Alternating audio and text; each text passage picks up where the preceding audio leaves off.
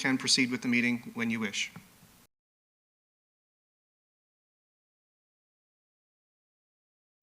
Can we start?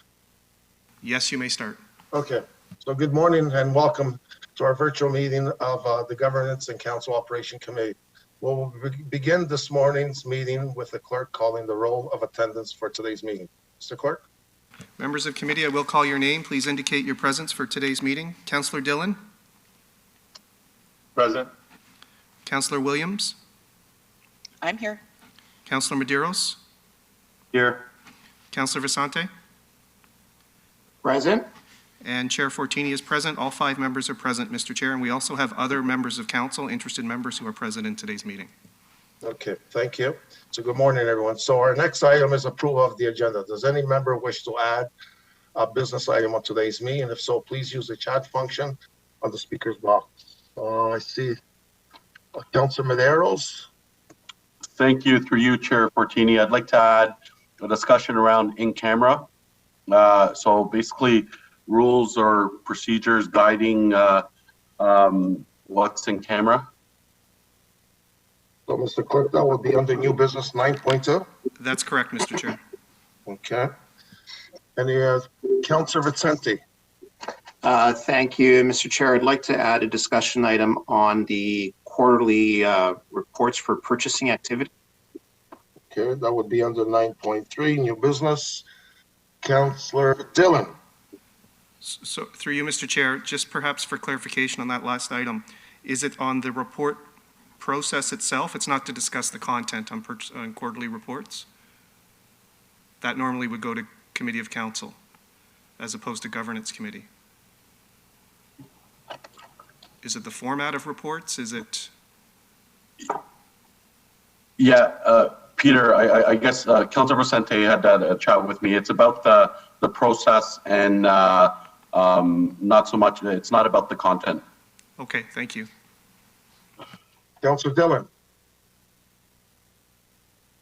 Yeah, Peter, perhaps you can help me with the wording, but just in regards to the meeting agendas following the adoption of the agenda, to have it sent out the same way the region does with the discussion points and the items that we're going to be talking about highlighted. Through you, Mr. Chair, so perhaps it's a discussion, proposed item 9.4 regarding the revised order of business after approval of the agenda and adoption of the consent motion. Okay. Anyone else? I see no one on the floor, so I'll have Councillor Medeiros approve of the agenda. All in favor? So instead of seeking a recorded vote for these items, I will ask if there's anyone opposing to the motion. Otherwise, your vote will count in the forum. Thank you. There are no objections. It passes. Do any members have declaration of plenary interest under the Municipal Conflict of Interest Act for any matter to be considered on today's agenda? Seeing none, the clerk will take the notes for today's meeting. On the consent items, do any members like to go into the closed session? So, Mr. Clerk, I guess no one wants to go into closed session, so they read the report, so we can skip that portion. So, Mr. Chair, we just need a motion to approve 15.1 as part of the consent motion, and then as a result of that, there would be a public motion that we can deal with later on in the meeting, resulting from that closed session report. Okay, so Councillor Vicente, all in favor? Anyone opposed? I see no one opposing. Okay, so we'll move on to, there's no announcements, no declarations. So staff report. The next item is 7.1, a staff presentation, procedure bylaw 160-2004, discussion and reviewing the procedure bylaws and consideration and reference motion listed on also the item 10.1, which we'll bring forward on today's agenda. First, we'll hear the presentation from staff, and then we can ask for questions later after the presentation. So staff. Thank you, Mr. Chair. Thank you, Mr. Chair. So members of committee, I'll be brief. I just have a few slides with the intent to provide some context for the pending discussion under 10.1 on the review of the procedure bylaw, the process, and how that work will be steered through a committee of council. If we can go to the next slide, please, Charlotte. So I just want to talk very quickly about what is the procedure bylaw, what does it say in the Municipal Act, why do we have one, what does the city's bylaw say, what are some of the potential issues and opportunities, and opportunities for moving forward to help set context for your consideration of your motion this morning. Next slide, please. So the procedure bylaw itself is a requirement under the Municipal Act. Every municipal council must have a procedure bylaw. The act is not very prescriptive, though, in terms of what the content is. The act actually just says that council shall pass a bylaw governing the calling, place, and proceedings of meetings. It defines what is a committee. A committee that shall be adhere to the bylaw is one that has at least 50% of the composition of the committee being members of council. We do use our procedure bylaw at this point for some of our citizen-based advisory committees, which do not have 50% membership by elected officials. There are other municipal examples out there of municipalities that have essentially a light version of a procedure bylaw that may apply to those citizen-based advisory committees, and perhaps that's something to consider as part of this review. Quorum itself and what is a meeting is defined in the procedure bylaw in terms of a majority of members present, and they're dealing with any matter that materially advances the business of the corporation. The bylaw actually must put in provisions for public notice of meetings, and our bylaw does address that. And it also does provide for meetings to be held outside a municipality. It's not a requirement that a council hold its meetings within a municipality. Particularly in smaller municipalities, this rule allows for joint councils of adjacent municipalities to have joint meetings on issues of common interest, should they see fit. A new provision that was put into the bylaw and then amended last year with COVID is the provision for electronic meetings to allow open and closed electronic meetings and for allow remote participation in those members to count in quorum, which did not exist prior to 2020. And finally, there's a provision in the Municipal Act allowing for a procedure bylaw to appoint a presiding officer, essentially a speaker. The example you can probably think of is down in Toronto. Councillor Nunziata is the speaker through the City of Toronto Act, which has effectively the same provision. So really what the procedure bylaw is, it's a set of rules that guide the meetings and the deliberations and the decision-making process for council and how it governs itself. It really addresses things that happen before the meeting, during the meeting, and after the meeting. And the current version, as the referred motion speaks to, was passed in 2004 and has had 33 amendments to date. One thing I will say about our procedure bylaw is, in my experience, it's actually a very good procedure bylaw.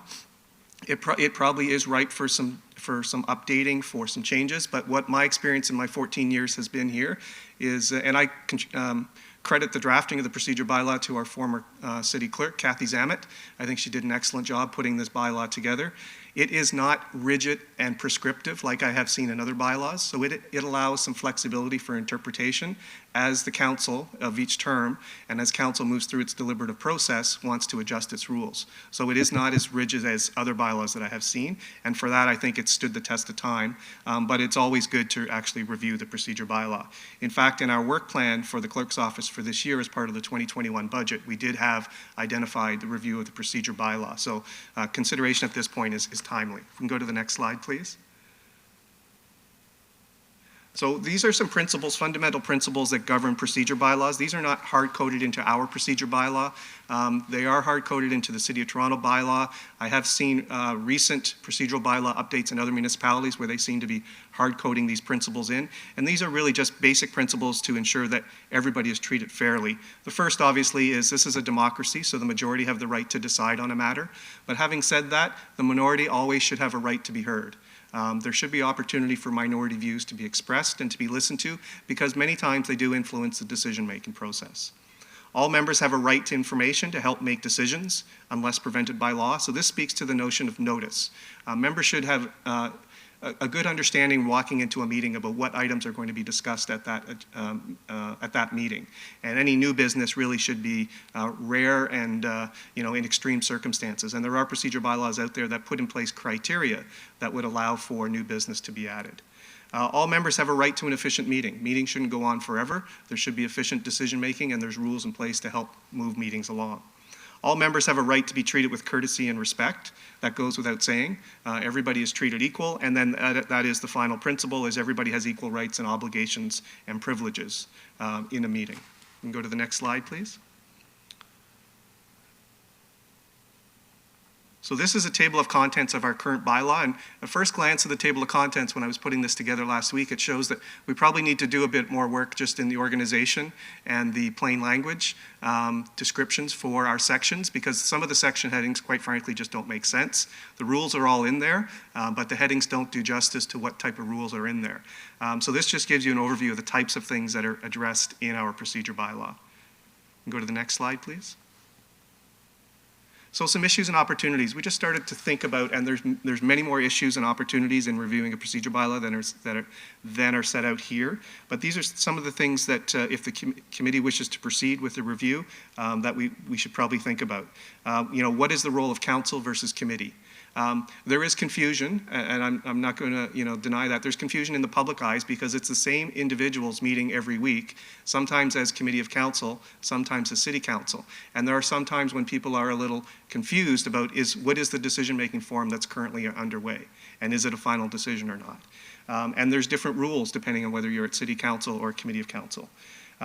There's electronic versus in-person meetings. This is something that clerks and municipalities are grappling with now, because hopefully as we move back to some sense of normalcy in in-person meetings, there's a notion of hybrid meetings. What does that mean when a member is in the chambers versus participating remotely? And we have to make sure, again, against those principles, they all have the same rights and obligations. There's a whole bunch of other things here: written versus oral, motions, notice of information, friendly versus not so friendly amendments, meeting length, breaks, what's within the jurisdiction of the municipality, what's not, movers versus seconders.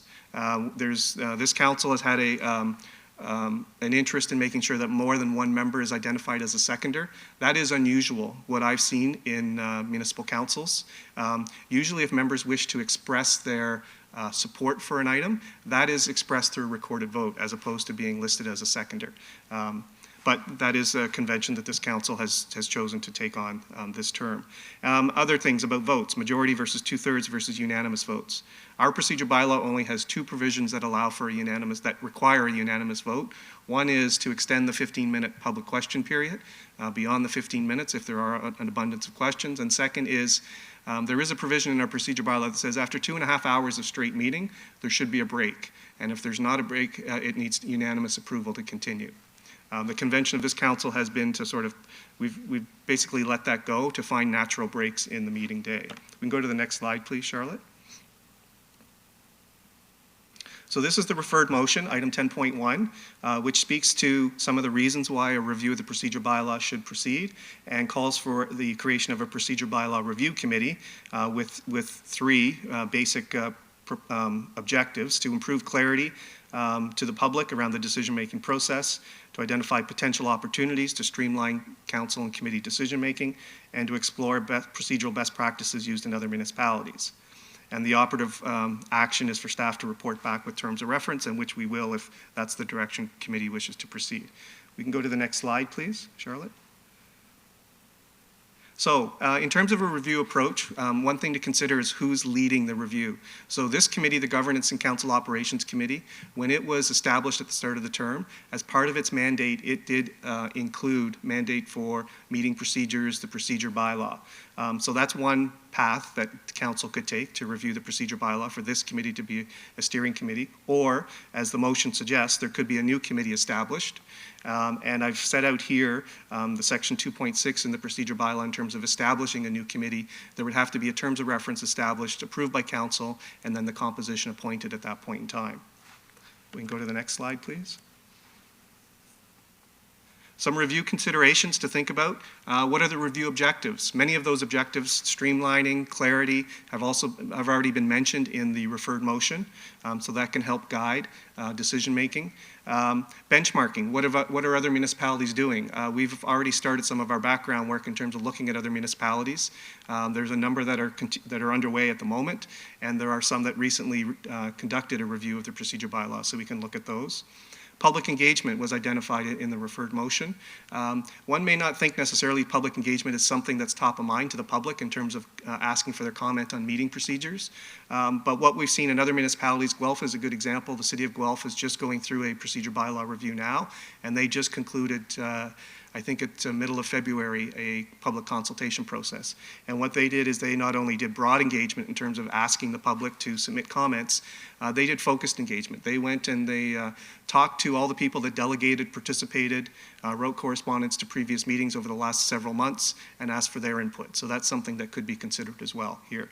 Obviously, there'd have to be some member engagement. The rules have to work for the members individually, but also as a collective, as a council. So that would be a key part of the review. There would be staff engagement in terms of the staff input into the process, what's working, what's not working. We'd have to consider what the timelines are for the review, and then the staff support, which predominantly would be through the clerk's office, probably would be through all the departments, the CEO's office, and legal services as well, to facilitate this review. We can go to the next slide, please. So next steps are for the Council and Governance, the Governance and Council Operations Committee to consider the referred motion and to provide any instructions as necessary to proceed with this review. I hope that provides a bit of a context just for what is the procedure bylaw, what are some of the potential issues, and what a review process could look like. And we'd be happy to answer any questions, Mr. Chair. Thank you, Peter. Before I got some speakers on the board, does this talk also about like the new stuff like Council Bowman added to council the last minute? That is a rule, through you, Mr. Chair, that is a rule in the procedure bylaw in terms of the, are you talking about like 2/3 vote to add new business?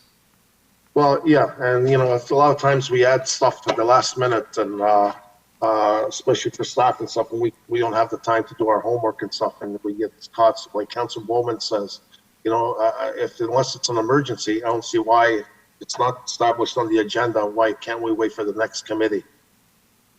That, through you, Mr. Chair, that is a potential provision that that could be considered as part of the review. I've seen a procedure bylaw, and I can't recall which one at the moment, where new business had to meet certain criteria, including, is it a true emergency? And that may have been defined in the procedure bylaw. Is it something that's time limited because there's maybe the statutory commenting period that is going to end shortly? Or is there something else that's time sensitive? And I've seen other bylaws that try to define what time sensitive means, but those are criteria that could be considered. Okay, good. So I got Councillor Santos first. Thank you, and through you, Mr. Chair, thank you, Peter, for this presentation, and to the chair's comments and follow-up. I know that we've had issues in the past with respect to staff agenda items or reports being tabled last minute and us not having an opportunity to review it. So certainly I would imagine that would fall under this procedural bylaw review. At the same time, I think councillors and the mayor are also not great at giving notice to colleagues as well, in terms of motions, in terms of added agenda items, in terms of complicated motions coming forward. And so I'm hoping that it's not just the staff items that are reviewed in this process, but also being very clear on what would be considered a last minute agenda item pass / motions. So like, Mr. Clerk, right now, because I'm not an expert at this stuff at all, but like, so we table motions sometimes based on added agenda items. Some motions are more complicated than others. Some are direction to staff. Like, what is the general rule of thumb with respect to that at this time? Through you, Mr. Chair. So I'll start by saying our procedure bylaw was amended, I think last term, to accommodate what we call discussion items. So a discussion item is intended to be a member asking to talk about a new business item at a meeting. And really, that discussion item, like delegations, like correspondence, should be submitted by the agenda cutoff timeline, which is Tuesday at 4:30, the week prior to the meeting. So therefore, it can be considered, make sure it's within the jurisdiction of the municipality, and then can be included on the agenda for proper notice. There are municipalities out there that don't go down that route. They're a little more prescriptive and rigid with respect to adding new business. And then for City Council, What the term for a member to put a new business item forward really is a notice of motion, and the procedure bylaw is clear that it should be in writing, it should have a mover and seconder, it should be complete and correct, and it needs to be filed again by that agenda deadline of 4:30, the Tuesday, the week prior to the meeting, to be considered to be added to the agenda. If those preconditions are met, then the item is included on the agenda of the council or the standing committee, as the case may be. And then when the agenda is published, people have knowledge about what the issue is. So that's the way the procedure bylaw is designed now. If that is not met, what we see sometimes are members introducing during the approval of the agenda a new business motion, and then the 2/3 vote is required to add that business to the agenda. I should point out that the 2/3 vote was an amendment to the procedure bylaw in 2012. Prior to that, it was unanimous consent from all members of council to add new business. So over the terms, I've seen the tolerance level from councils tend to increase for adding and entertaining new business. Okay, so if there's like, for example, an agenda item that's already on the agenda, and sometimes councillors, myself included, will say, okay, based on this report, I'd like to amend the recommendations of the report or put a motion forward to direct staff to do such and such, or for City of Brampton to write a letter. Like, do those things require notice of motion? Through you, Mr. Chair, they do not. The convention I've seen in other municipalities and when I worked in other municipalities and in Brampton is they do not. If the agenda item is on the published agenda, it's a staff report that has 3 recommendations. A councillor would like to add a 4th or amend the 2nd recommendation. A councillor is within his or her right to do that at the time that that item is on the floor for debate. Depending on whether it's a council meeting or committee meeting, they may require a seconder.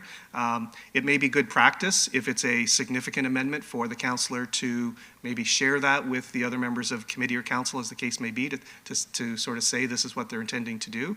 But it's well within the right of a member to introduce a motion to amend or to adopt a report with an amendment if it's an item that is on the agenda. Mm-hmm. So I think that us proceeding with the review would be great and certainly appropriate, especially given the new electronic virtual issues that we have to incorporate now into a procedural bylaw, just to clarify different things. How long would a review like this possibly take, do you think, Peter? Through you, Mr. Chair, I would think if council authorizes this in March, we could get started in April. I would hope that by the fall, we would have probably early fall, we'd probably have a draft procedure bylaw ready with some changes for the committee's consideration, whatever committee that may be. The goal would be to have this in place by the end of the year, if not sooner. Okay, and are there any sort of experts out there who could help us, who could help guide this process? Like, is Guelph using experts? Are there experts out there who do this sort of thing? Through you, Mr. Chair, there are. I believe Guelph may have a consultant. I think they're looking at a governance structure review as well, in addition to the procedure bylaw. So there are experts out there. My advice would be that I think there's expertise amongst the members of council, members of the public that participate in the process, and amongst city staff to do this work, if that's the will of committee and council.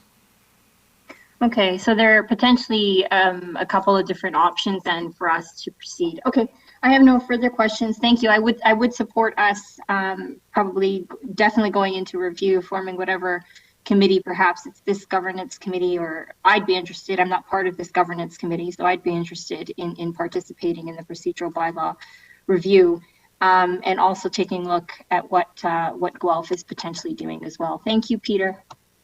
Thank you, Councillor Santos. And we got Councillor Medeiros. Thank you, through you, Chair.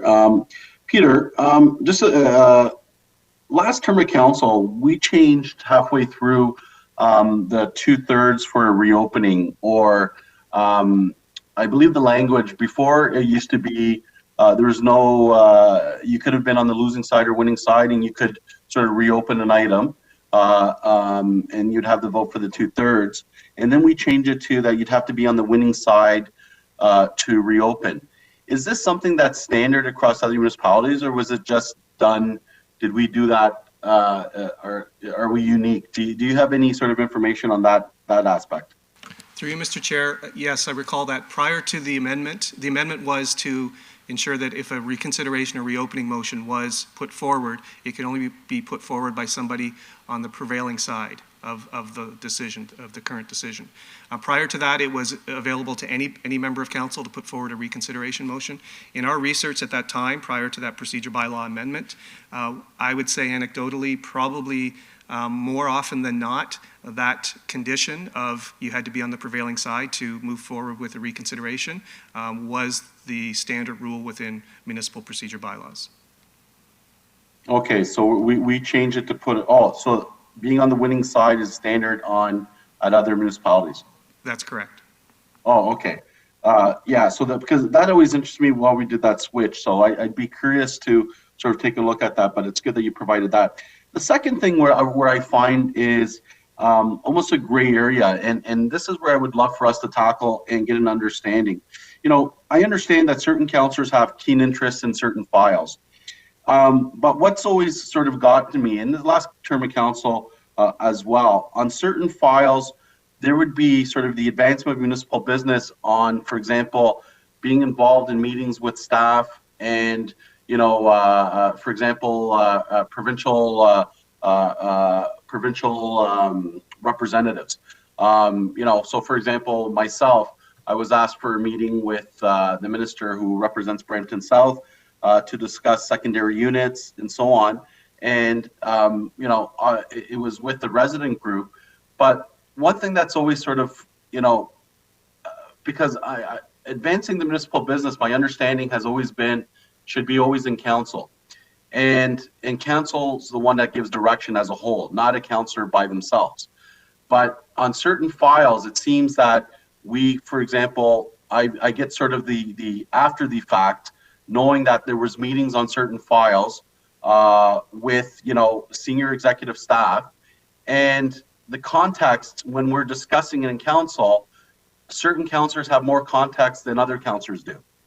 And I've always wondered on, you know, how can we, you know, is there some obligation from staff to provide, you know, any type of minutes or any type of meeting notes, or at least be aware that, you know, a file is being advanced and that information coming back to council, just even as an FYI. Is there anything that requires that to happen? Through you, Mr. Chair, there is not. There may be cases where chairs or vice chairs of committee are meeting, or a committee section, in the case of committee of council, are meeting with the department leadership just to go over items, files that may be coming up, to keep them informed.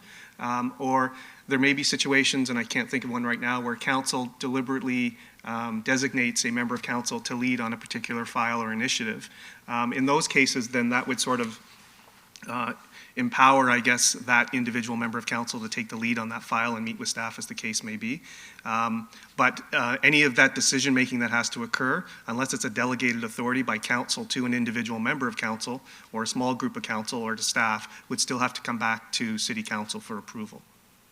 Yeah, and through you, Chair, and that's exactly sort of my point. There seems to be, you know, on certain files, I know councillors have keen interests on other things, but what ends up happening, it just seems that without any official designation, the advancement of municipal business is being done, yet, you know, it's not coming to council because there hasn't been that designated authority to do so. And, you know, in terms of a practice, so that's an area that's been a little concerning on certain files that are being run. And then after, because my understanding with staff, they provide us with briefings, they provide us with information, but, you know, they're not there to sort of work with us as an individual councillor to move files ahead. And that is the obligation of council. Is that the same understanding that you know, am I correct in that understanding? Through you, that would be a basic understanding. Yes, there may be situations where it's geographically based, so there's staff are meeting with the ward councillors to advance something, so they may have more knowledge or more information than the rest of council. But generally, decision-making authority, unless it's previously delegated or statutorily authorized, would still rest with council. Yeah, and so that's an area I think that's always, I've seen, and again, it's not out of any sort of negative aspect. What I do find is there seems to be some alignment of interest, and at least if we can, if there was a formal process to delegate that authority for certain councillors who show certain interests in certain files, be it, aligns with their chairmanship or etc., then there seems to be a rationale there.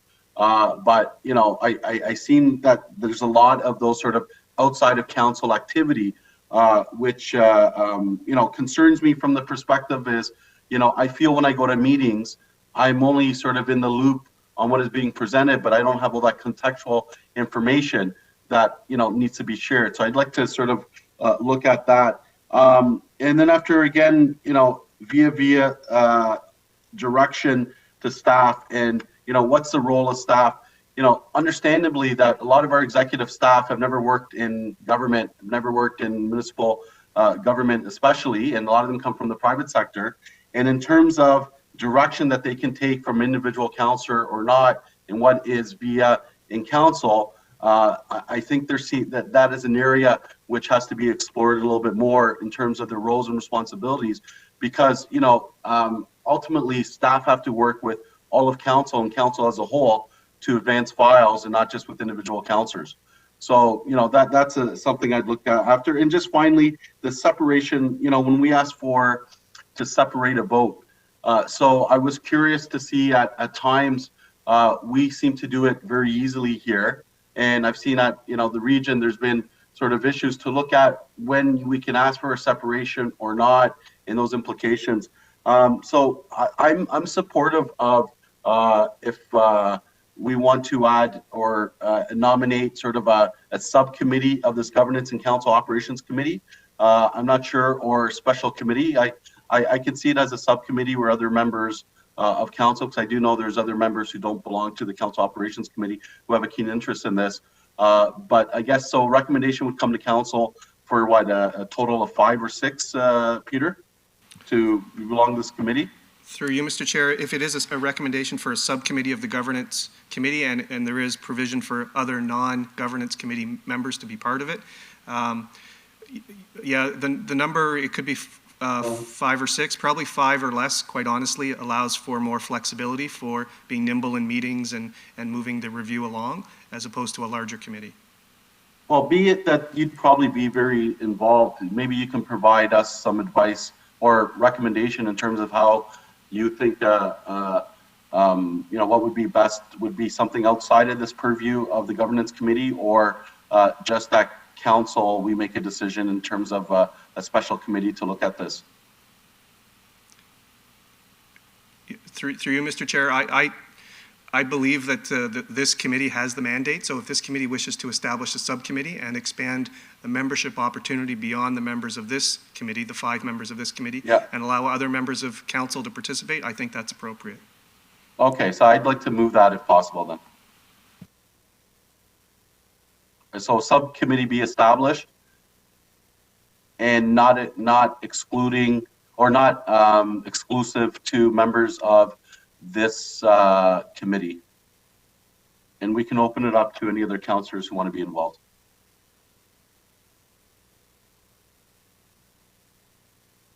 But there has to be a limit. And what would you say that limit be? 5, City Clerk? Through you, Mr. Chair, I'll take council's advice, but 5 would probably be a reasonable number. 1, it's a small enough group. 2, it's less than the quorum of council, so it can't be used as a forum for discussing other business. So 5 could be an appropriate number depending on the interest level. Okay, so I'll put 5 now, and if there's any of my colleagues have concerns, they can express that. Thank you, Peter. Thank you, Councilor Medeiros. We got Councilor Palache. You, Mr. Chair, for allowing me the opportunity to speak at your committee. Just 2 quick questions. Peter, the minutes to this meeting, do they go to council this Wednesday, or do they go to committee next week?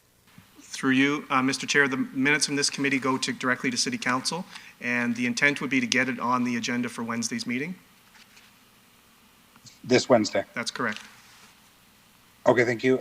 My other question with regards to what Guelph is doing, that focused engagement, very interested in that, to hear what those delegations felt going through the process.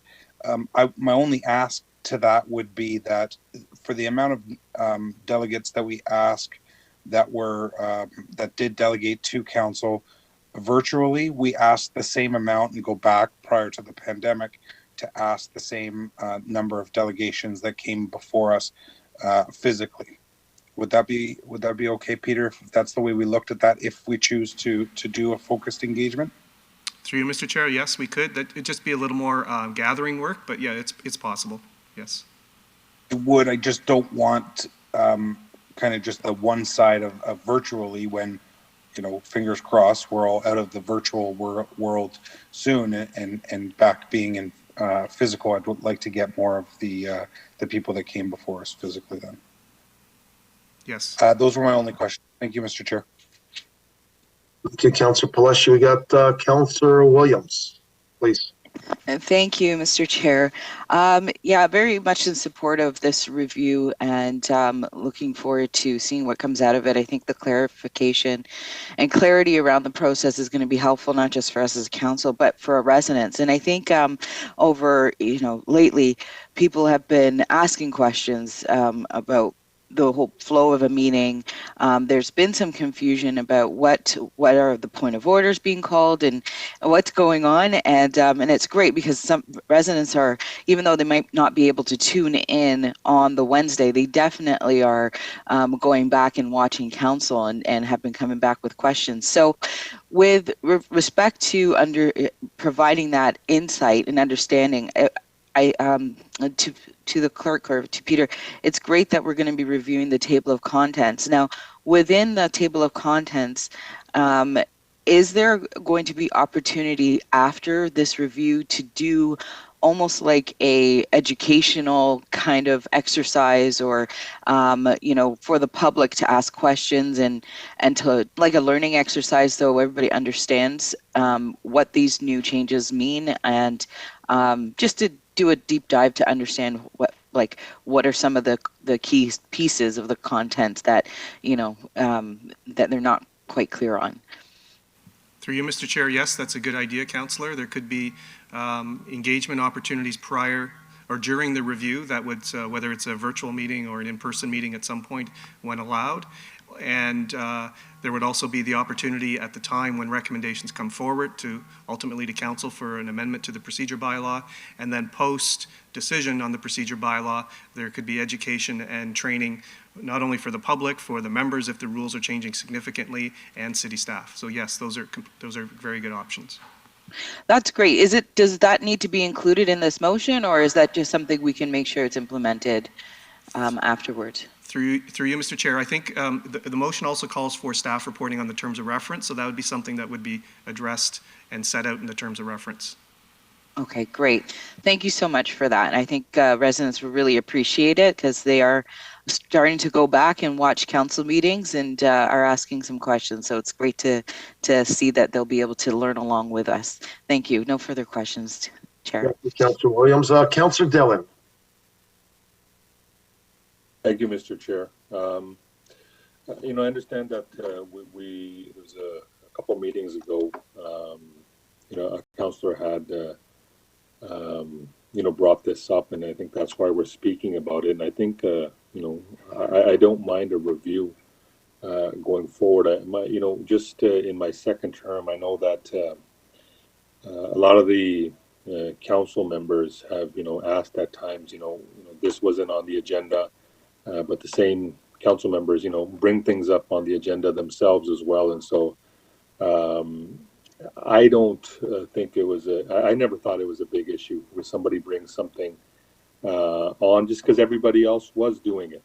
But I think if it's the direction that this council wants to go, similar to the region, I don't mind that at all. And but occasionally, and I'll ask the clerk, there's some issues that come up. For example, we had an issue. Just hypothetically, the something happened in Sri Lanka with the Tamil community, and it was brought up at the next meeting. What defines something that's an emergency? Through you, Mr. Chair, that would be up to, as part of the review, for council to ultimately decide. We can bring forward some criteria. And I can only recall when previously working in Toronto, we tried to tackle that emergency, and there may be time issues, there may be money issues, there may be statutory timeline issues. It is a very subjective criteria, but it would have to be something that council would have to agree to.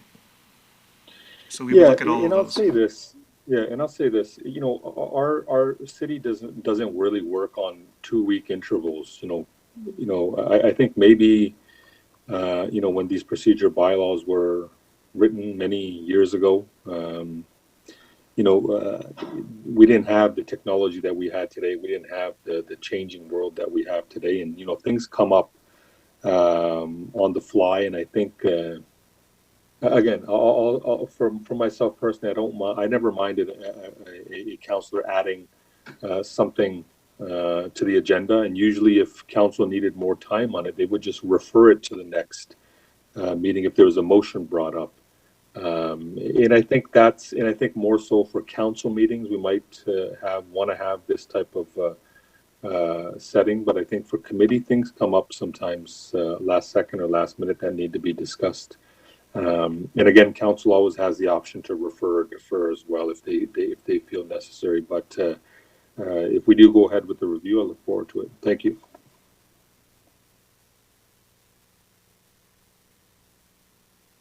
More speakers back on. Councillor Vicente. Thank you, Mr. Chair, and very thoughtful discussion happening here. I appreciate everyone's comments. I agree with Councillor Williams when she said that it's important that as more members of the public start to become more engaged, this is an important item for us to look at again. And I think that, that public engagement piece is important. And so to the mover of the motion, Councillor Medeiros, if you would be agreeable, I'd like to see, as we do this work, if there are opportunities for us to engage with the public and to get feedback from them. But also, I think an important piece here, and notwithstanding the fact that we have an incredible city clerk's office and team in the city clerk's office who can provide us with advice, I'd like to ask the mover if he'd be willing to allow as well an amendment for us to engage with a third-party facilitator to help us conduct and review this process. And if we can do that, I think we kind of have all the bases covered. More expert opinion, and also opinion and feedback from the residents of the city. In terms of what Councillor Dillon brought up and talked about, at any rate, as it is today, Mr. Clerk, perhaps you can clarify. For an item to be added to the agenda, it requires a 2/3 vote for that addition, correct? That is correct, if it does not relate to any business already on the agenda. Okay, and that is the same for committees, for Committee of Council, our community committees, and for council itself, correct? That is correct. All right, and so in all situations there, a 2/3 vote is required. That is correct. The procedure bylaw is used as the guide for the citizen-based advisory committees. So we apply that same rule if and when it has come up, and to my knowledge, it hasn't come up, but it is, you are correct. Okay, and so just for my understanding, and for anyone who's listening in to understand as well, at the region, how is that different? Through you, Mr. Chair, I would defer to some of the regional councillors. It's probably been a year since I read the Region's procedure bylaw. Yeah. I don't know if it's a majority or if it's 2/3. I don't believe it's unanimous. Okay. So, to members of the committee, if we go ahead and review this, there may be other items that we want to review as well. So I think that this is a worthy effort, and I'll be interested in seeing how the discussion proceeds. And I'm just looking for Councillor Medeiros, if he would be willing to accept those amendments. Yep, not a problem. Okay.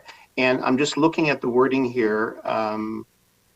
So a third-party resource be utilized for the review and the public engagement piece. And I think in addition to the third party, I would be remiss if I did not also include for advice from the city clerk and from staff to assist us in all this work. I want to be very inclusive. And with that, I thank you. Thank you, Councilor Vicente. So we have no more speakers. I guess, Councilor Vicente, you would like to move the motion received of the discussion for today? Mr. Chair, it's Peter. Councillor Santos is on the board. She just put, I'm sorry. Councilor Santos. Thank you. No, I think I was going to make a suggestion, and through you, Mr. Chair, to make sure that we, as part of, in addition to getting that third-party expertise to help guide us through this, that we ensure that the city clerk's office and staff, even more specifically the legal department, be involved as well. And clearly, based on the motion, it's going to involve the subcommittee, but I think we need to be clear, and Mr. Clerk, perhaps you could clarify, that the recommendations of the review process be brought back to the subcommittee, I guess, for approval. I don't know if that's necessary. Is that necessary, Mr. Clerk? Through you, Mr. Chair, that would be set out in the terms of reference, but presuming if this motion carries, it would be the subcommittee being the steering committee effectively for the third-party facilitator and for the work that's underway. That would be reported through the subcommittee, then to this committee, the Governance and Council Operations Committee, and then finally to Council. So that would be the approval decision path. Okay, and Mr. Clerk, do you still feel like an appropriate timeline would be to target for the fall? Perhaps. What may draw it out is the third-party facilitator in terms of identifying and securing that to ensure that we follow our procurement rules. Okay, so maybe we can say then and I don't know if the members of the committee would consider it before the end of the year.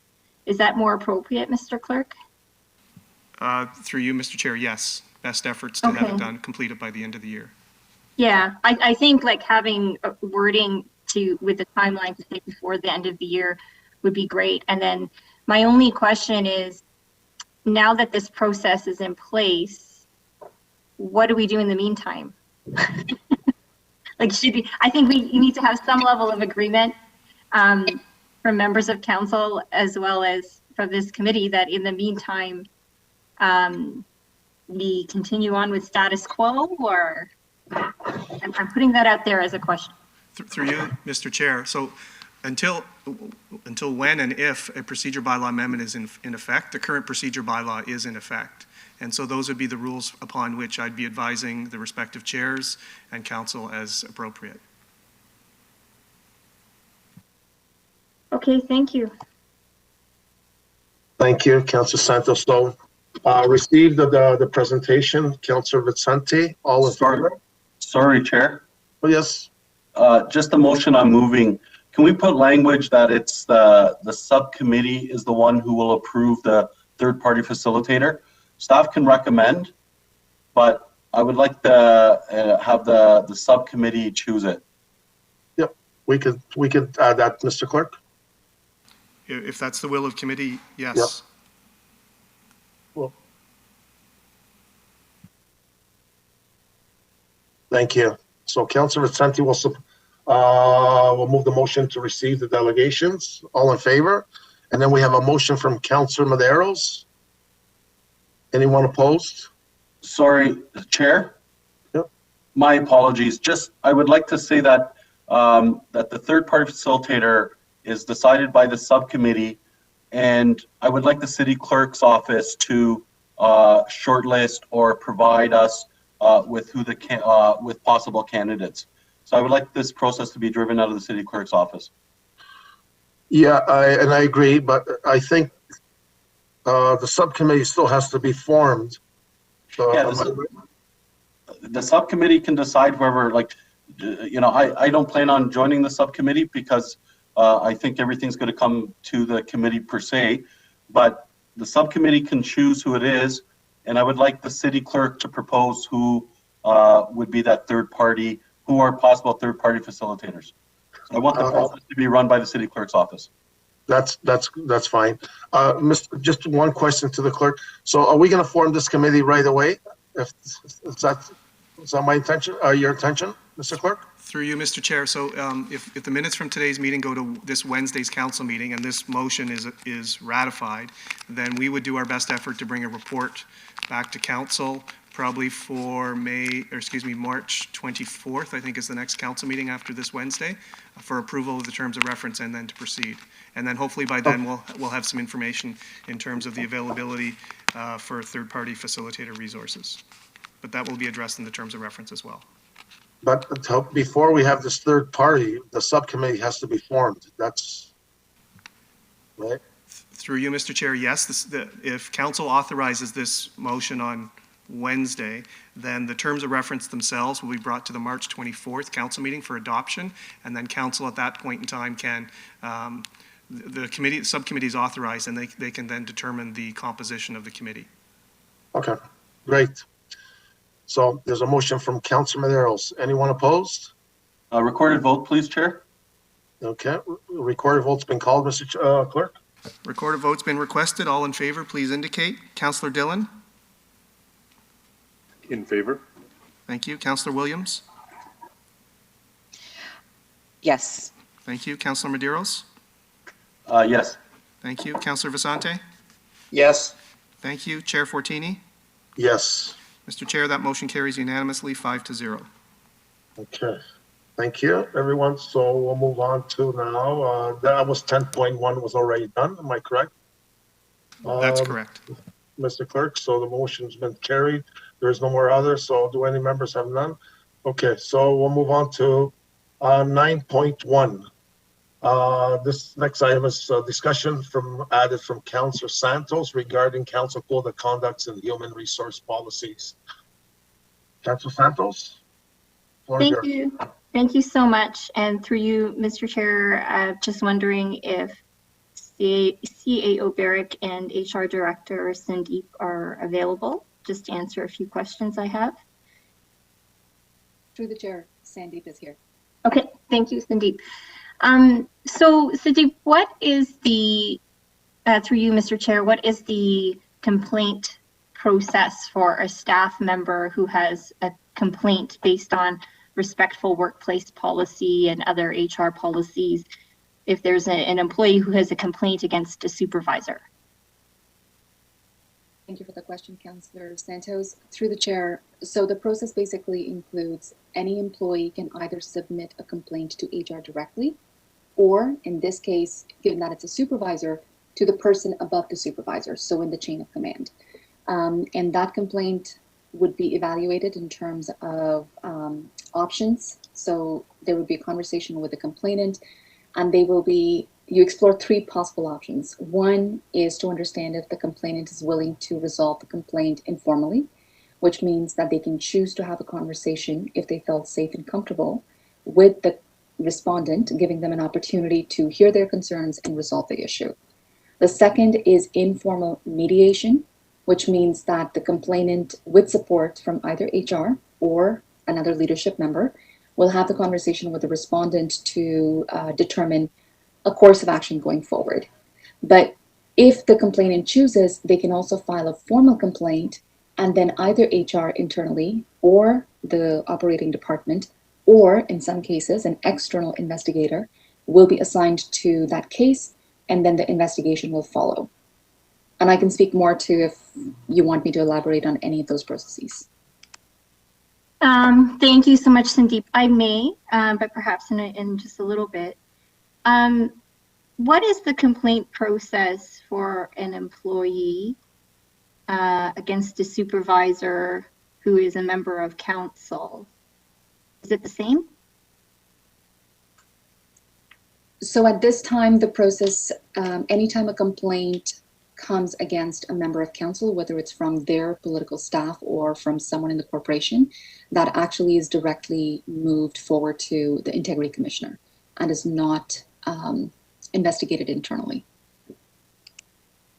So the process, if you're a supervisor of the corporation, is different than if you're a member of council, whether that's a city corporate staff or staff who works within your office. It's a different process. Through the chair, that's correct. Okay. And so what happens if the integrity commissioner decides not to investigate that HR complaint?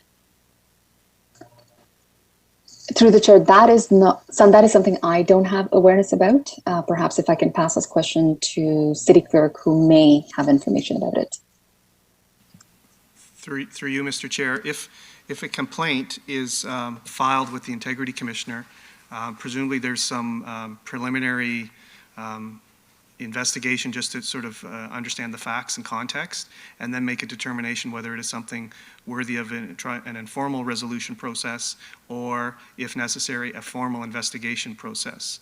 Having said that, there are provisions that if the integrity commissioner finds that the complaint is outside the jurisdiction of the integrity commissioner, they may cease the complaint process, or it's frivolous or vexatious, or there are other factors.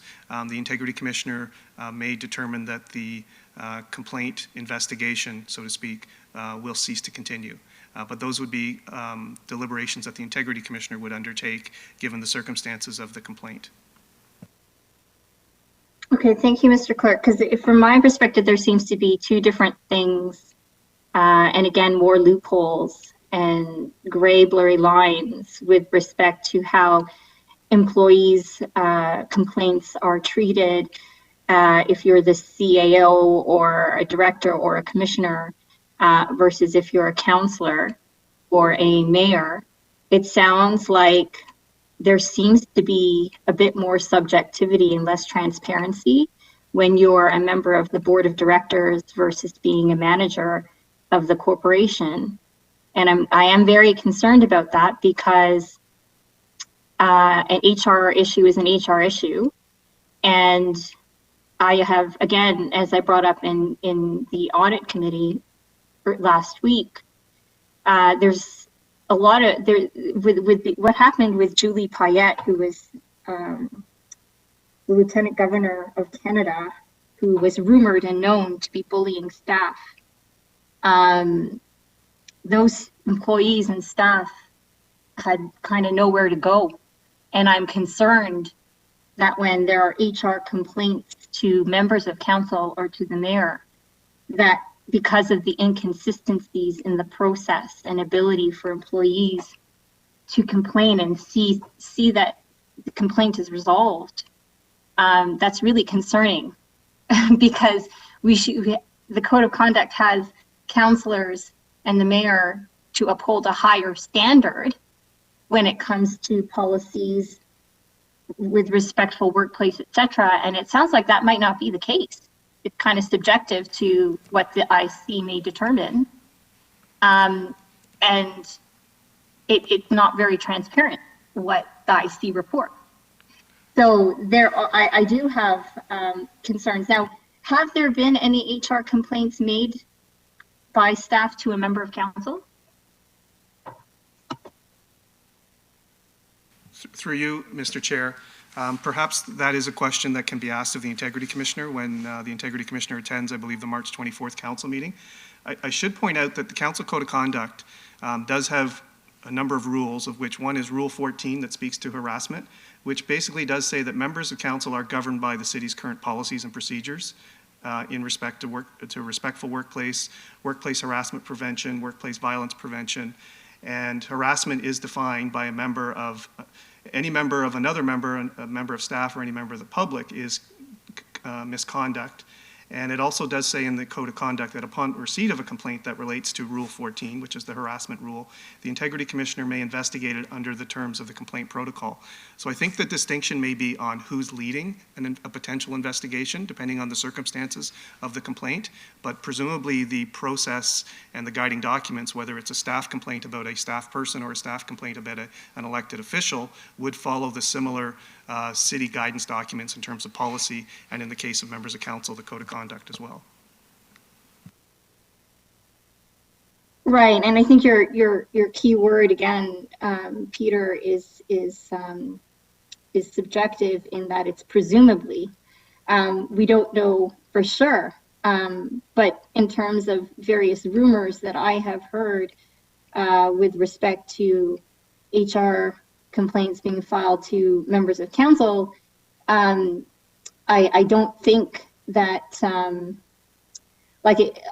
it's so difficult because based on some rumors that I've been hearing, it sounds like the respectful workplace policy was violated, and yet the investigation or an investigation was discontinued. So I'll continue to push this until when the Integrity Commissioner shows up, because I think the interpretation of the Integrity Commissioner in terms of what the complaint process is may be different than what HR does.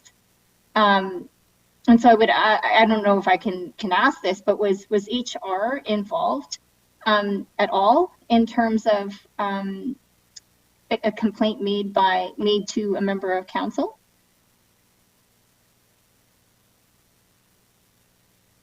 Like, where does HR fit in? Does the investigation, or should the investigation not include HR?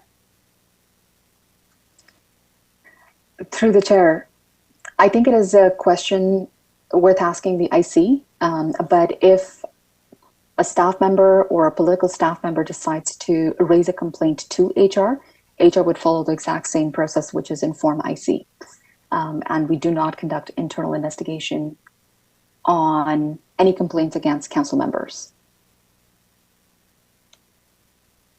Okay, so there's still there's still a lack of clarity, which I'm not comfortable with, because it allows members of council to get away with possibly bullying staff. I'm not okay with that. I'm really not okay with that. Especially if we expect if we expect managers, senior managers, commissioners, and the CAO to abide by respectful workplace policies. I am not okay with members of council being able to get away with bullying staff and creating a toxic workplace. And I'm not convinced that the current measures in place actually catch that, so that we could avoid situations like the Julie Payette situation that everybody knows about, which hit in January this year.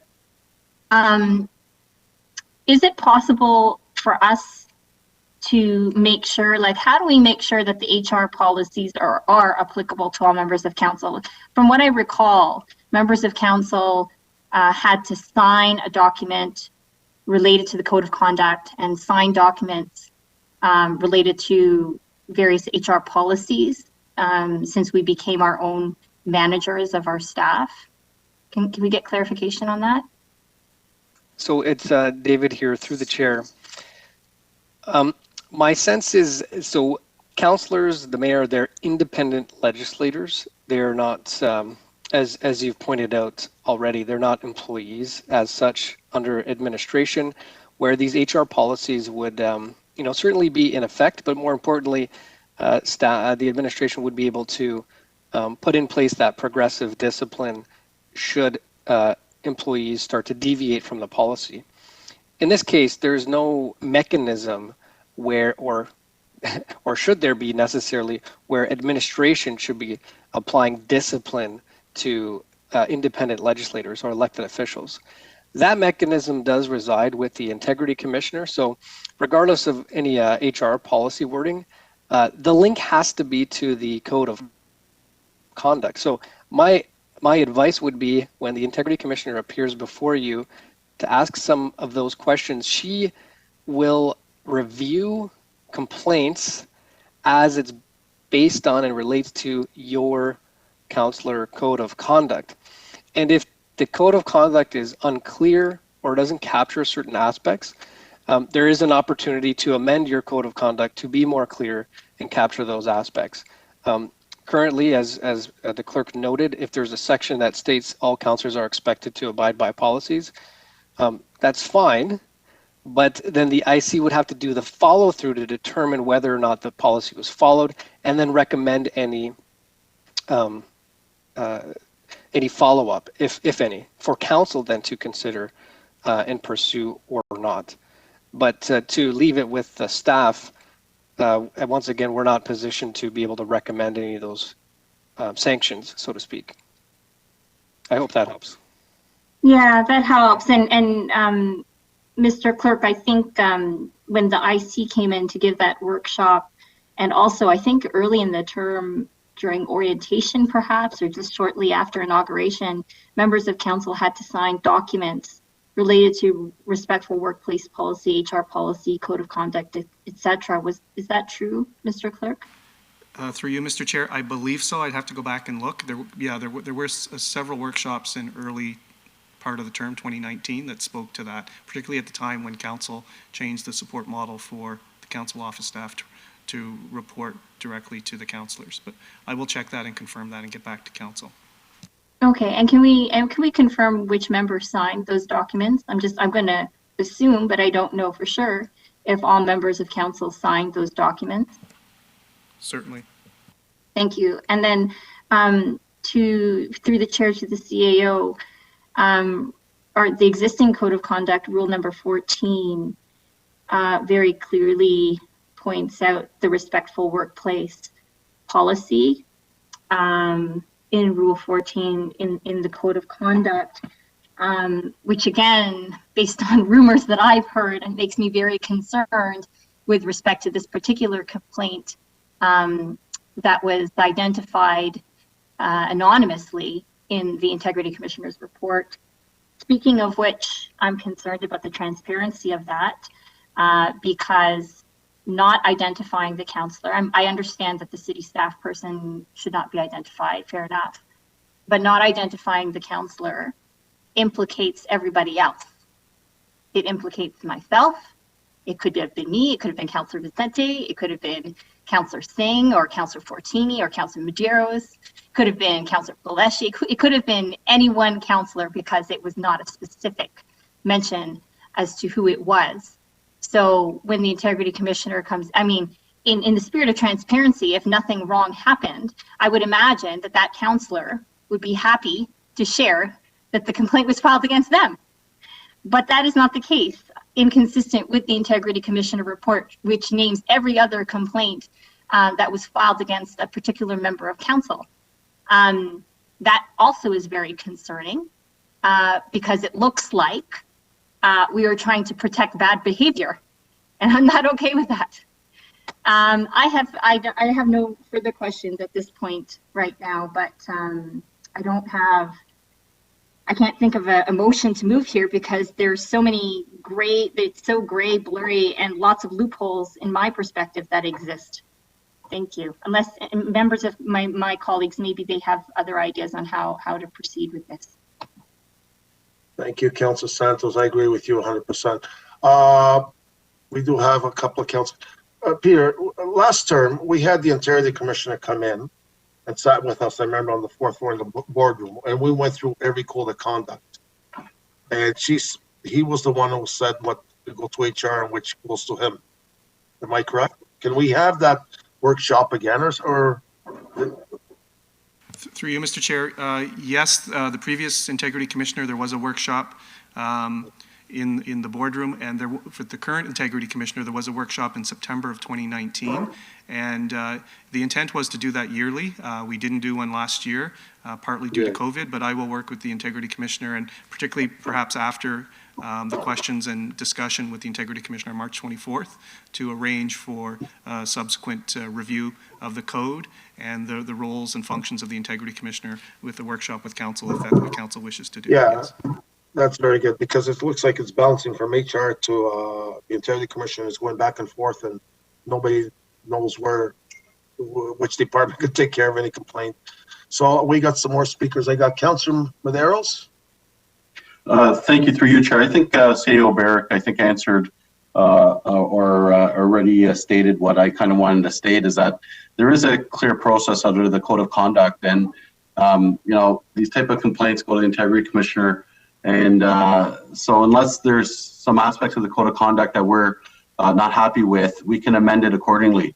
The only concern I have is the reference to rumors and so on, because it does bring a cloud over, you know, members of council, because again, I think we have to be very careful. You know, we don't want, you know, understanding that maybe the HR director can provide guiding principles, but really it should be referred to the Integrity Commissioner on issues with members of council, and via any issues with administration should go through its normal sort of identified process. So I think it's pretty clear what it is, and maybe the Integrity Commissioner, if one of the, you know, some of the questions, I think that you don't have to wait till the 28th or the 24th, whenever the Integrity Commissioner is coming. I think you can direct, you know, questions right now to the Integrity Commissioner, and she'd be able to respond.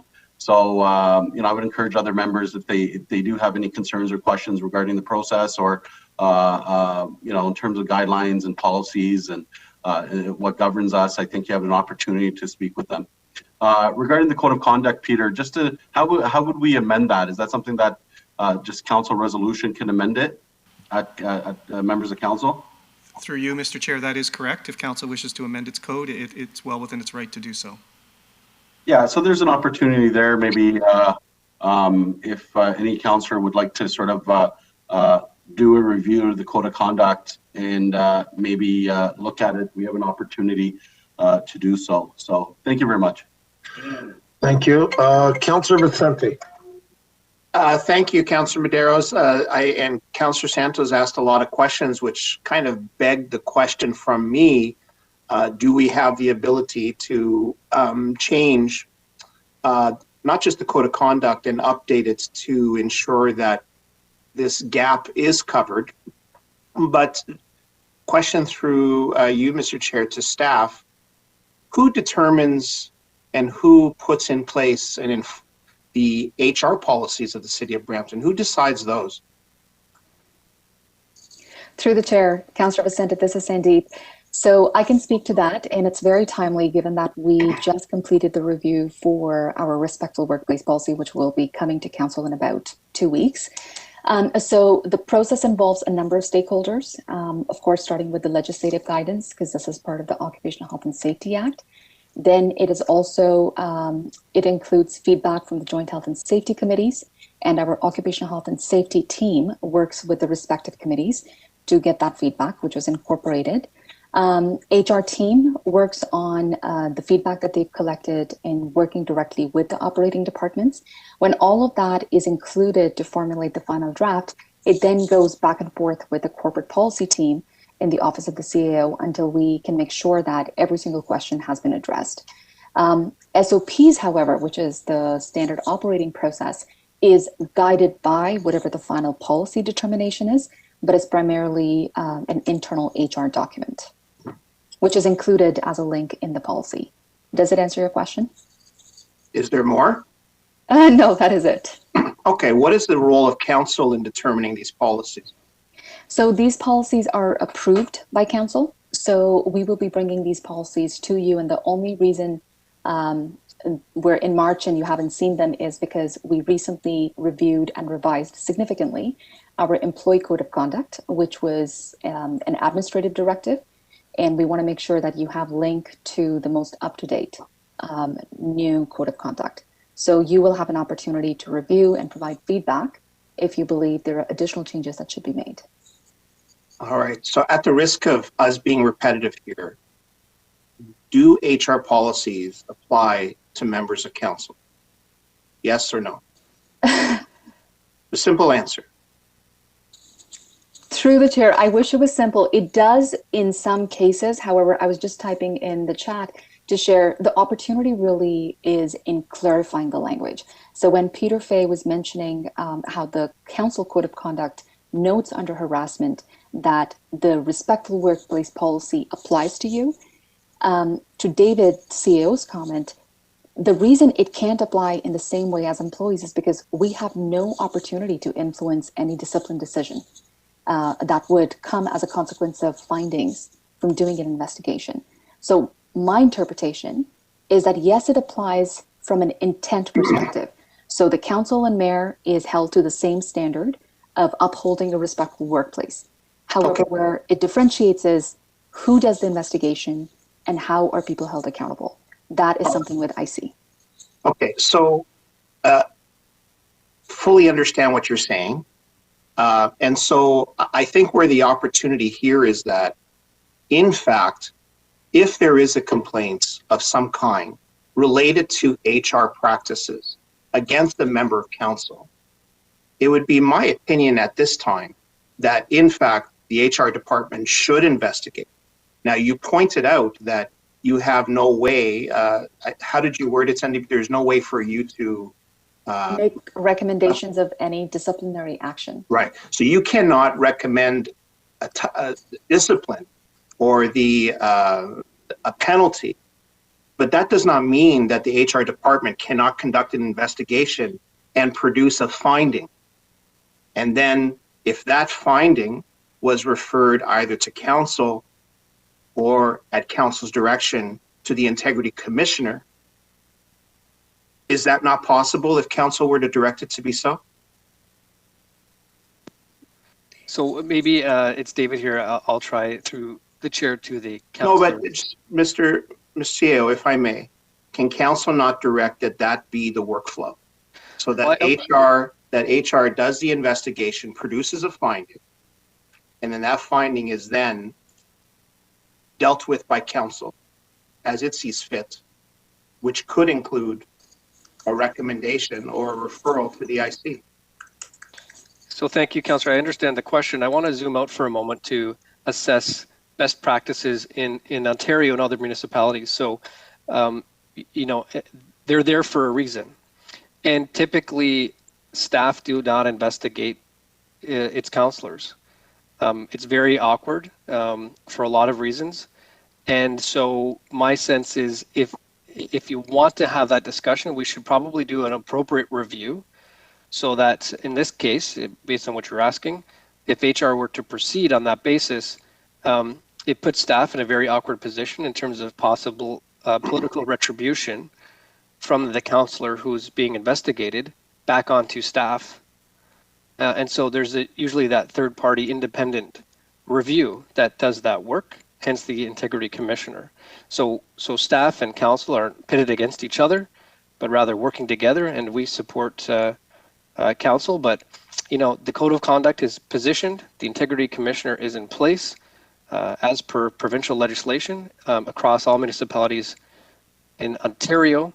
And so I think this would be a rather unique situation, the question that you're asking, that I believe would require a little more diligence on our behalf to be able to answer you in a fulsome way. Well, then so this review is taking place now, correct? Through the chair, yes. All right. And is the review looking to address in any way, shape, or form bullying or mistreatment of staff by members of council or other staff? Through the chair, not from mayor's office or a mayor or councillors. Okay. I think that this merits a little bit more attention because we've identified here an area which there is a lot of gray. So HR can't investigate, but they could produce a finding, but they don't. And then the integrity commissioner certainly has a mandate to investigate, but not on matters of HR. And so, you know, there is a gulf that exists between the two that we need to try to find a way to close. And if members are amenable to this, I would move that we review these matters, and that I'm not sure if this would be done through this committee or through council, but we need to find a way and work with staff to develop a policy that covers for this very unlikely, you know, and I trust members of council to do always the right thing. But where there is a failure, we need to make sure that the item doesn't get passed around and dealt by nobody.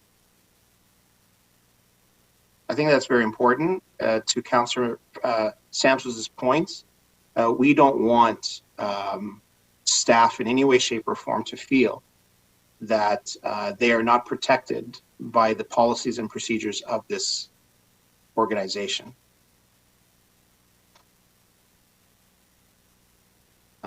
You know, and I think that this is certainly within council's mandates to ask staff to do. And then, as Sandeep mentioned, to come back to us for approval, as it is our mandate to approve all of the city's human resources and policies with regards to the management of staff.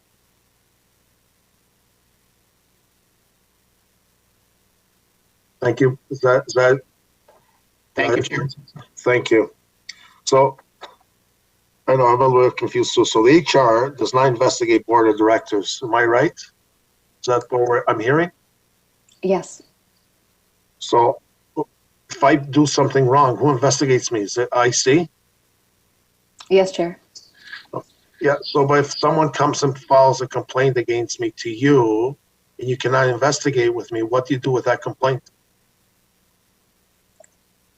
I would forward it to the Integrity Commissioner. The Integrity Commission. Okay, that's what. Okay, that's what I wanted to. Yeah, good. So we only have a motion, Mr. Clerk, do we? Or nothing? It was just a presentation. Am I correct? To the chair, I'm on the board to speak. It's Councillor Williams. I don't see you there, Councillor. Sorry. No problem. Go ahead. I'm sorry. Go ahead, Councillor Williams. Thank you, Mr. Chair. So just to kind of follow up on what Councillor Vertini was asking. So if the IC is the only one that can investigate councillors, and because councillors, we are not staff. Is that correct? Are councillors staff? Through the chair, no, you're not. Okay, so only the IC can investigate councillors. So if the IC does any investigation and dismisses it for whatever reasons she chooses to dismiss it, it sounds to me that some councillors aren't trusting the Integrity Commissioner's judgment. And if we are questioning the judgment in a report, as one of the councillors mentioned, that was on the 17th, I believe, that had names redacted, then shouldn't we be questioning all of the reports that the Integrity Commissioner has done? Because right now, we're questioning one report. Her judgment made a decision, and it seems like there's a need to go back and say that it wasn't good enough. I don't know, because there's rumors going around. So to understand what exactly is the situation, we don't know. Also, we did, after the IC started with us at the City of Brampton, didn't we do a workshop? Is that right, to the clerk? We did a workshop on the lobbyist registry and harassment? Through you, Mr. Chair, yes, there was a workshop in September 2019. Okay, and at that time, were there amendments or changes made to the workshop as recommended by the Integrity Commissioner? Through you, Mr. Chair, I think there were some matters identified that probably could be looked at further, but there have been no other amendments put forward yet because council must approve those amendments as part of its code. Okay, so do we have a copy of the things that she recommended that we could change? Is that something we can revisit? Through you, Mr. Chair, I can share with council, it's public information, the workshop slide deck from the Integrity Commissioner. I don't think they were per se necessarily hard and fast recommendations. They were just things for exploration. And one of the things in the work plan for the Integrity Commissioner as part of the services agreement is to do a review of the code of conduct. Okay, and that review of the code of conduct hasn't been done yet, or has it been done? It has not, through you, Mr. Chair. Oh, okay. So if it hasn't been done, then wouldn't that be the first place to start? Having the Integrity Commissioner do the review of the code of conduct, and then us have those recommendations provided to us for consideration? Through you, Mr. Chair, that is one avenue, but also this is council's code of conduct. So if council determines it's appropriate to amend the code of conduct, that is a decision council can make. Okay, great. Thank you. And so the IC is coming on the 24th, and there'll be, I'm sure, lots of questions being asked at that meeting. And I believe it was said $500,000 has already been spent on the Integrity Commissioner to the CAO. Is that the number that was given? Oh, I'm sorry. Perhaps Peter Fay can attest to that. Through you, Mr. Chair, yes, in a very rough way, about 100,000, I believe I said at the last council meeting for 2019, about 300 in 2020, and about 100,000 to date in 2021. So almost $500,000. Okay. All right. Thank you. No further questions. Thank you, Councillor Williams. Sorry I didn't see your name. Before I go to Councillor Peter, how much do we put aside for the Integrity Commissioner? Or is there a fixed amount or no? Through you, Mr. Chair, there is a budgeted amount of, I believe, $100,000 that was set aside. Okay, so when we going over that budget, doesn't have to come to council for approval before we give more money, or no? How did we get to this amount? I'm shocked. Through you, Mr. Chair, these are invoices for an accountability and transparency officer that council has engaged. There is a services agreement for that work. And right. The work, through you, Mr. Chair, the $100,000 is an estimate, but the work itself is, there's some, initiative work by the Integrity Commissioner, but most of it is reactive depending on complaints that may come in, advice that may be sought. There also is the additional conflict of interest provisions that the Integrity Commissioner is now responsible for. So there were some additional duties that were placed on the Integrity Commissioner across all municipalities through recent amendments to the Municipal Act in 2017, I believe it was. So we fully expected those costs to go up. Okay, no, I'm not questioning her work. I'm just questioning, I thought like it's our budget, like you have so much money, like our council budget. If I finish my 200,000, I got to come back to council, say, hey, I need another 100,000. We just don't give it to me. Okay, my other thing is, I think HR. So who protects our staff? If I bully my staff, myself, who helps them out? Who's entitled to help them out? Thank you for that question, Chair. So, of course, HR, if they decide to reach out to HR, will provide them the support in understanding the process and any immediate needs that they may have, whether it's the Employee and Family Assistance Program, while they sort this out. But in terms of actual action and taking that complaint forward and reviewing the options of both the informal and the formal complaint process, that would be the Integrity Commissioner. Okay, that's very clear because my understanding was a little bit different. Thank you so much, Sandeep, for your. I got Councillor Santos back on the board. Councillor Santos? Yes, thank you. Through you, Mr. Chair. So I think just a question here, and this is where Councillor Vicente identified a gap because a complaint related to HR gets sent to the IC, and perhaps IC sends it back to HR saying this is an employee-employer related matter, and then nothing happens, and that's where we have an issue. Now, there was a question asked earlier about whether or not HR can investigate counsel. We keep asking that question. The response is HR cannot. At the same time, I want to make it clear are councillors and the mayor considered people leaders or managers of the corporation? Not of, but in the corporation, are they considered people leaders, managers / supervisors?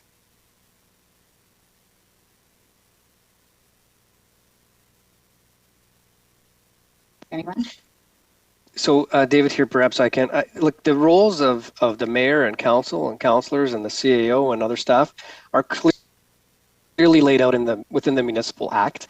That's the guiding document that really pulls rank. And when it comes to provincial legislation or municipal bylaws and then municipal policies and administrative directives, the order of those related documents and pieces of legislation and bylaws, the Municipal Act trumps.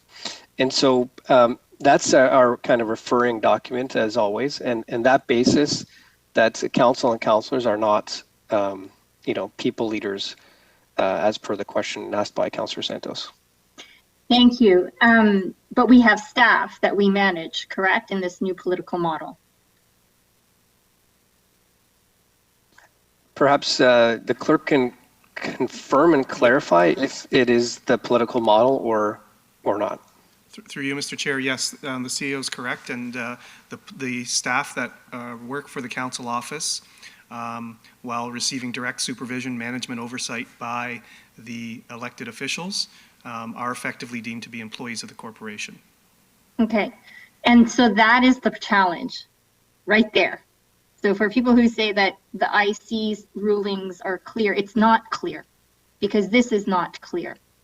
Councillors, according to the Municipal Act, are councillors or members of councils who are elected officials. But with the political model, because we have staff, we are also considered supervisors.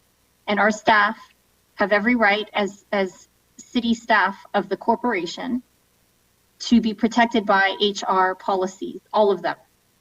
And so when there is a complaint to a member of council, the gray blurry line is that according to the Municipal Act, we are elected officials, but we have staff that report to us, which leaves this vacuum and hole and loophole again with respect to where complaints go and how they're handled when our staff in the political model are treated disrespectfully.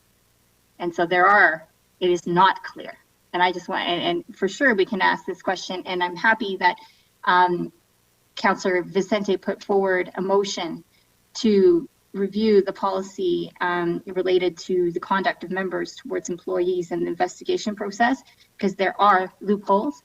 And I would suggest that it be retroactive, because I would hate for employees of the city to be stuck and knowing that their complaint or their issue is not resolved appropriately or fairly, treated fairly as if they were member or city staff of the corporation. Thank you. Thank you, Councillor Santos. So there's a motion on the floor. I just find, before I go to this motion, I'm going to agree with Councillor Santos. I think when she comes in, we have to clarify the roles between the IC and HR, because if it goes to HR and then they go to IC and they're just throwing it back and forth, nothing gets done, that's unacceptable. So we can ask those questions when she comes in next week and clarify. So there's a motion by Councillor, is this by Councillor Vicente? That the review undertake the policy related and the conduct of members? Council and employees investigation process related, therefore. Okay, so. Point of clarification. Sorry to interrupt Yes, to the chair. A review be undertaken. Is that review going to be undertaken by the city staff or the integrity commissioner? Good question. Because since the integrity commissioner is the one that kind of stick handles when there's a situation. So just. Thank you, Councillor Councillor Williams, my apologies. I think that should be done by a third party working together with councillors. And I would also, to ensure that we don't leave any bases uncovered, that if any new policies arise from this work, that it be retroactive to when we were first elected. Thank you. Okay. Sandeep, sorry, you're on the board. You like to speak to this? Yes, thank you, Chair. So with respect to this motion, I just want to make a request to Council that this process may take time, and because we have legislative requirement to update our policies, and for these ones, they are overdue now. Would it be okay to proceed with the employee policies, which is the 3 policies under occupational health and safety? And if any changes have to be made, we will absolutely do the exact process again with engaging the key stakeholders, including our joint health and safety committees. If I may, through you, Chair, with respect to staff and recognizing the tremendous amount of work that they do, and I do not want to undermine it in any way, shape, or form, but we're not inventing the wheel here. These are policies that should be very clear and common. And in any case, if Council should direct that the policy be this way or that way, and it has the support of members of Council, I think that this is something that we can do very quickly. So I'm open to suggestions from other members, but I think this should be part of that. Okay. I don't see anyone on the board. So, And I just want to point out that my request to make these policies to be retroactive, that they may be retroactive. okay, it says that in the motion, I think. I don't see it. I don't see it on the motion. So, Mr. Clerk, from the day we got elected. Through you, Mr. Chair. Yeah. So we can add retroactivity. My advice to committee would be, it would be difficult to adopt policies in the future and make them retroactive to situations which members of council didn't know exist. So but that's something that could be considered as part of the review, and council can make a determination at the time when the policies come back. Through you, Chair, and thank you, Mr. Clerk. I certainly understand that, but I think what these policies and these standards of care that every employee has to the other are universal, and they are already codified. I think what we're missing here is the oversight, and to use Sandeep's word, the leveling of penalties if there was one. So I think that the rules haven't changed. It's just how we deal with them. Thank you. Thank you, Councilor Santi. And I'm going to agree, and I'll support this motion. I believe our staff, or even anyone at the corporation, should feel safe. We all have dispute with staff and all, but there's certain limits where you draw the line. And I know with my assistant, we have it out, but in closed doors between. But after that, it's over, and there's no bullying, there's no other stuff going around, and you got to work together, and they got to come back safe to work. They don't want to wake up in the morning and say, oh my God, I got to go City Hall now, face these people. I want them to come happy, and I agree with it. I got last time, Councilor Santos. Oh, sorry, Councilor Williams, sorry. No problem. So just to clarify to the clerk, you said is the retroactive piece supposed to be there, or is that going to come out of the review as a discussion? If you could just clarify that, that'd be helpful. Through you, Mr. Chair. So the mover of the motion has requested that it be investigated in terms of retroactivity. So that's why it's in the motion.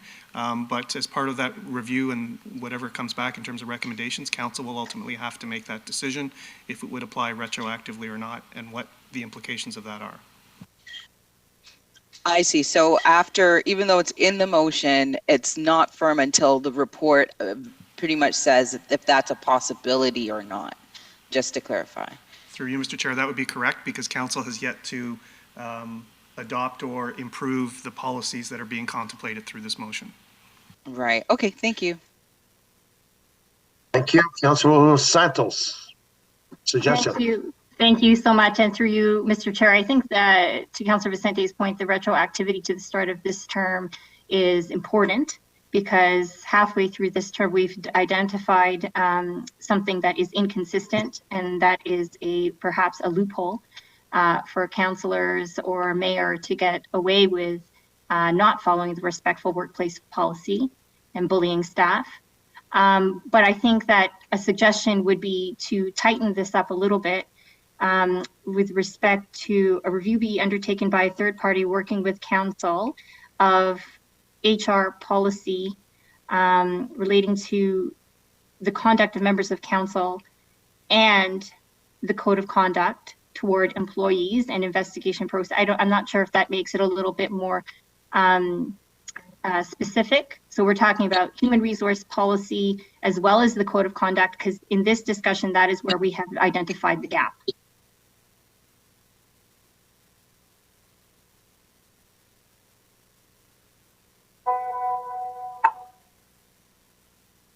Yes, yeah, and the investigation processes. Mr. Clerk and to the CAO and HR Director, is that a little clearer?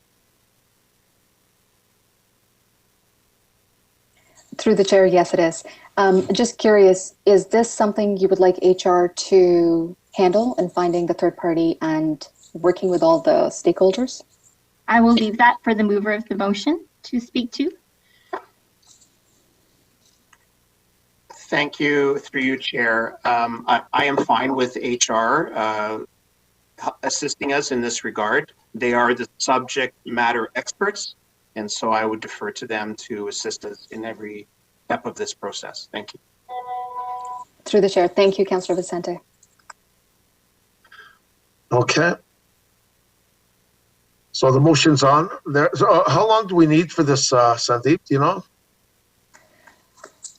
Sorry, Chair, I'm not exactly sure, but give me a couple of days to figure that one out, and I will circle back in terms of appropriate timelines.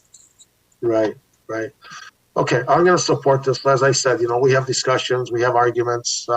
There's limits what we can do, and I want to feel our staff comes in happy to work, and all across the corporation. So I'll support the motion. Anyone opposed to this motion? Recorded vote, please, Mr. Clerk. A recorded vote's been requested on the motion on the screen. All in favor, please indicate. Councillor Dillon.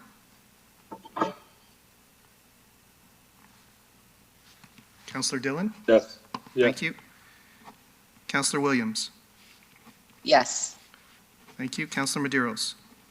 Yes. Thank you. Councillor Vicente? Yes. Thank you. Chair Fortini?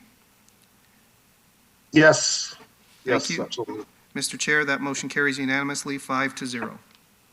Okay, so we move on. So we got some new business. I think it's 10.1. We already dealt with that one. 9.2, Councillor Medeiros. Am I right, Mr. Chair? Mr. Clerk? Yes, that's correct, Yeah. Mr. Chair. Okay. Thank you, through you, Chair. And the reason I brought this up last, on the day of, members of committee and to those who don't belong to the committee, there was a discussion at Regional Council moved by Councillor Parrish regarding the clarity on when we go to closed session. And it's been a concern of mine on some items and some discussions which I felt should have been out in the public realm. And our solicitor had suggested, our city solicitor had suggested that we go in camera. On March 16th, and this is more of an awareness of some sort, because originally I had the idea of, similar to what we're doing at the region, bringing in folks from the Ombudsman's office, from the province, and some experts to come in and speak to us and provide guidelines in terms of what is in camera and what is not, for more of our, because I find sometimes when we say that, anything to do with the interpretation of certain situations from the city solicitor has left to be desired, and I certainly don't agree with some of those, and some of those I've challenged in camera. So one thing that is happening at the region, instead of us doing it, and just from a cost effectiveness, and I've spoken to the chair of governance at the region, and there she was supportive, and I'm just wondering what members of committee think, that since we're doing it at the region and there's costs already incurred, there's no need for us to duplicate those costs, and we would simply extend the information, because it is a public meeting, the workshop on in-camera. It is a public workshop, and I would just ask if so, this committee feels okay to request that the city clerk just circulate the information to the city councilors for them to also participate and watch March 16th sort of deliberations regarding in-camera. And if there's any questions that they want to ask, they can ask it through, I guess, their regional colleagues or anyone who would like to provide any sort of questions or comments. So I just, the idea was just to look at what's happening at the region, not duplicate costs for the city, and just invite and share that information, and also request that, for example, our city solicitor also participate or at least is informed of the option to monitor the in-camera workshop that's going to happen at the region March 16th. So I'm not sure if there's any comments from my colleagues or city clerk, if you think this is an appropriate discussion or. Through you, Mr. Chair, yes, it is an appropriate discussion. I don't think it requires a motion. If the information can be supplied from your office to myself, I'll make sure it's shared with all members of council, and I'll follow up with the regional clerk's office as well. But thank you for making us aware of that. Yeah, and that's pretty much it. And I think that would be good for us to get a better understanding of what goes in closed and what's not. Thank you. Thank you, Councilor Medeiros. Yeah, Mr. Clerk, we have those rules, I think, when we go in closed sessions. It's under the FIDBA. I think it's FIDBA it's called. And some of the times we're called to go in camera, but I don't think so it follows under those certain rules. So Councilor Medeiros brings up a good point. So let's invite everyone over so we are at least aware of it, what we should go in camera and whatnot. Thank you, Councilor Medeiros. So we go to 9.3, Councilor Vicente. New business. Thank you, Mr. Chair.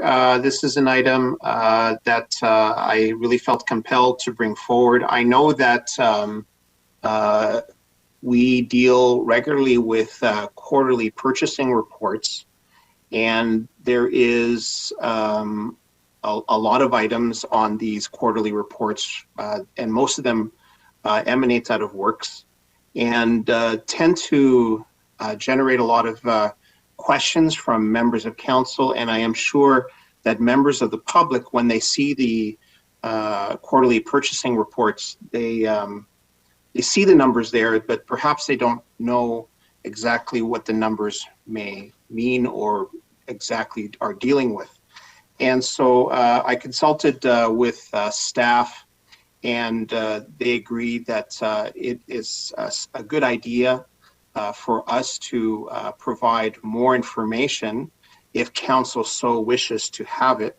And I think that I do, certainly, and it would be helpful. And so I did prepare a motion that I sent to every member of the committee and to the clerk's office and to the CAO. And it is up on the screen for your consideration. But in a nutshell, and I guess I'll just read it, whereas the city's purchasing bylaw 19/2018 prescribes reporting requirements with respect to the city's purchasing activities, and whereas the importance of providing information to the public that is fully transparent is a priority for this term of council, and whereas the purchasing activity report presented to council lists a number of items with limited information to describe an item, therefore be it resolved that staff provide the quarterly purchasing activity report so that it includes supplementary information in the form of a brief executive summary for each item, so as to allow members of the public and council to have a brief description of each item listed within the report. I think that this will be useful for all of us who read the reports and who naturally have questions. And also, again, as I said before, for members of the public who may not go through the budget and are not part of the budget process, or may not be following every single member, every single meeting of committee of council or committee or council itself, to be able at a glance to understand what a line item in the quarterly report is referring to. And so with that, Mr. Chair, I leave it up to the committee to discuss. Thank you. Yeah, good. Councilor Medeiros, are you on the board? Or was that from before? No, yes, I'm on the board for this item, Chair. Yes, go ahead. Thank you very much, Councillor, through you, Chair. Thank you very much, Councillor Vicente, for bringing this forward. I think It's very opportune. It's very timely. I do feel that, especially some of the discussions from some of our colleagues during council in terms of questions and clarification has led to not only sometimes miscommunication and raises red flags when at times there's no red flags needed to be raised. It's just trying to understand what the service is rendered. And this could be a measure which, some of the work up front by staff, and I would assume this would be a quick blurb, copy and paste, give us some sort of an understanding of what was the service rendered, what was the deliverable, and what we're paying for essentially, because that essentially is what taxpayers want to know. So I think this is a measure for that goes towards transparency and accountability. And I thank you very much, Councillor Vicente, for this thoughtful motion. Willing to support, and I would want a recorded vote. Thank you. Thank you. A recorded vote's been called. Mr. Clerk? All in favor of the motion on the screen, please indicate. Councillor Dillon?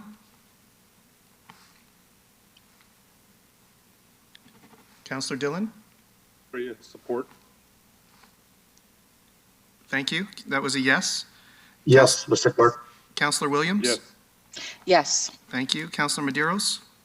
Yes. Thank you. Councillor Vicente? Yes. Thank you. Chair Fortini? Yes. Thank you, Mr. Chair. That motion carries unanimously 5-0. Okay, thank you. So we move on now to 9.4, new business. Capri Dillon, Councillor Dillon, you brought something forward.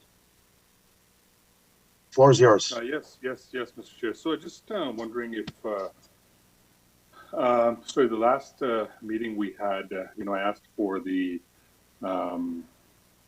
agenda, the final agenda to be sent out, and I believe the clerk or I believe the chair at the time had said we should bring this up at to governance, and so I'm just wondering if we could, going forward for each meeting after the agenda is approved, the clerk can send us a copy of the final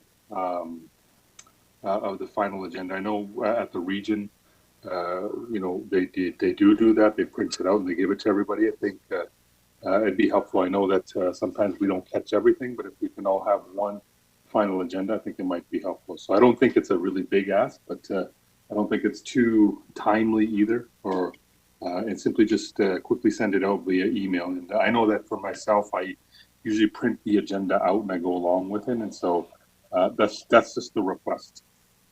So, Councillor Dillon, to be clear, you mean right after we approve the agenda, the new version comes out?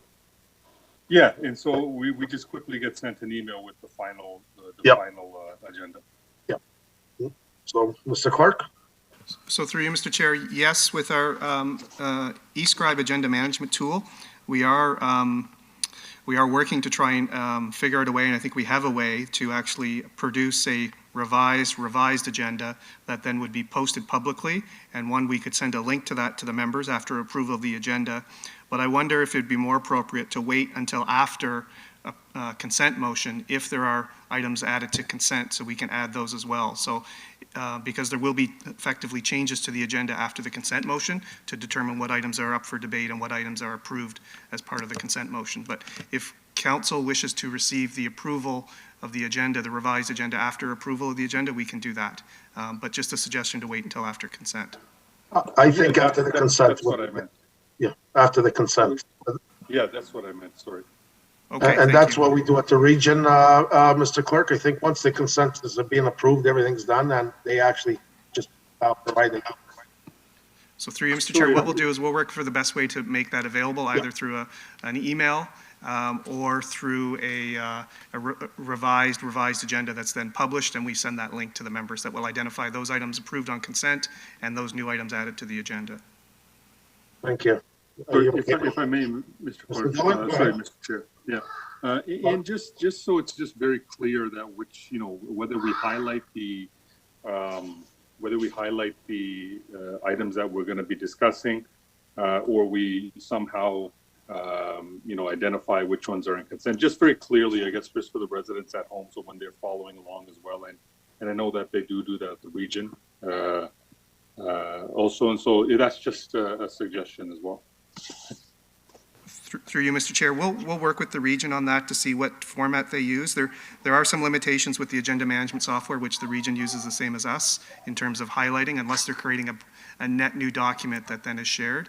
But we'll work with the region on that. Thank you. Thank you, Councilor Dillon. Thank you, Mr. Clerk. So that is it for today's meeting. So we're moving on to 13 for Councilor question period. Anyone has any question on today's meeting? Seeing none.